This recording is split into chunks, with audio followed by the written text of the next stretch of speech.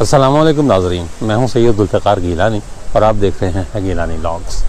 बर्र-ए-सग़ीर की तारीख़ को जो लोग जानते हैं उन्हें महाभारत कभी नहीं भूली होगी। ये वो जंग थी जो चचाजाद भाइयों के दरमियान लड़ी गई। एक तरफ कौरव थे और एक तरफ पांडु थे। वजह तनाज़ा रियासत थी।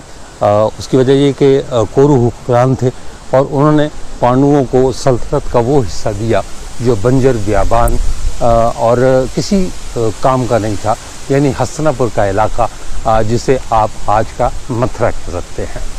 और ख़ुद उन्होंने इंद्रप्रस्थ की रियासत रखी जिसे आप जो है वो आज का दिल्ली कहते हैं। इंद्रप्रस्थ नामी रियासत मालदार थी, सारा कुछ था। कौरवों ने पांडवों को वनवास दिया, 12 साल वो जंगलों और बियाबानों में फिरते रहे, इबादतें भी की, उन्होंने रियाजतें भी की।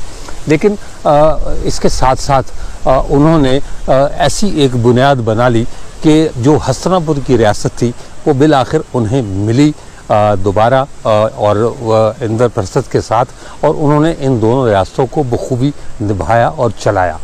रियासत का नाम हस्तिनापुर रख दिया गया और इसी नाम से वो तारीख़ में मशहूर हुई। पांडु बरादरान उन्होंने नहायत कर्रो फ़र्क के साथ हुकूमत की और उनका जो आखिरी ताजदार था उसका नाम था जंजुआ। जंजुआ वैसे तो संस्कृत ज़बान का लफ्ज़ है और इसके लफ्ज़ी मानी जो बनते हैं वो बनते हैं जंगजू, लड़ाका, बहादुर, शजी इसके। और इसकी जो औलाद है यानी राजा जंजुआ की, ये आखिरी हुक्मरान था हस्तिनापुर का, ये इनकी जो औलाद है वो आज भी जंजुआ कहलाती है। जंजुआ बुनियादी तौर पर झेलम और कोहिस्तान नमक के इलाकों से ताल्लुक़ रखते हैं, लेकिन पूरे पाकिस्तान में ये मौजूद हैं। अब ये एक कबीला नहीं है बल्कि एक कौम है, क्योंकि इनकी तादाद पहले की निस्बत बहुत ज़्यादा हो चुकी है। अब इनकी कई रियासतें हैं। कोहिस्तान नमक के कम से कम 26 किले किसी न किसी तौर पर इनकी मिल्कियत रहे हैं।